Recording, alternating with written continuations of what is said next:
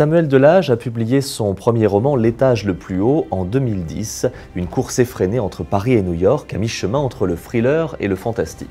Mais c'est avec son deuxième titre, Arrêt Wagram, qu'il rencontre son premier succès public. Dans ce roman mené à 100 à l'heure, le lecteur suit Yvan Sauvage, un commissaire-priseur dont la vie va basculer lorsqu'on menace sa famille s'il ne s'implique pas dans un trafic d'art. Yvan Sauvage devient dès lors un personnage récurrent que l'on retrouve en 2011 dans Code Salamandre et aujourd'hui dans Cabale Pyramidion.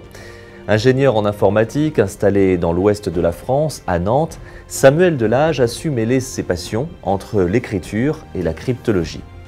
Ses intrigues sont bien construites, pleines de rebondissements et les personnages ne sont pas lisses, bien au contraire, à l'image d'Yvan Sauvage dont nous avons parlé, au passé dramatique, mais aussi Marion Evans, une jeune étudiante en histoire de l'art qui ne parvient pas à se défaire de la drogue.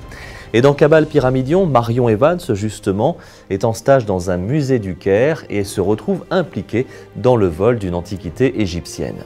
Seul Yvan Sauvage peut la sortir de ce mauvais pas. Dans une Égypte en proie au bouleversement du printemps arabe, tous deux vont devoir déjouer bien des pièges. On l'aura compris, il s'agit là d'une lecture plaisir que les amateurs de Dan Brown ou Steve Berry apprécieront. Mais le travail de recherche de Samuel Delage et sa peinture de l'Égypte contemporaine donnent une dimension supplémentaire à ce thriller de haute volée. Cabale Pyramidion de Samuel Delage est publié chez Albin Michel et Samuel Delage est sur Web TV Culture.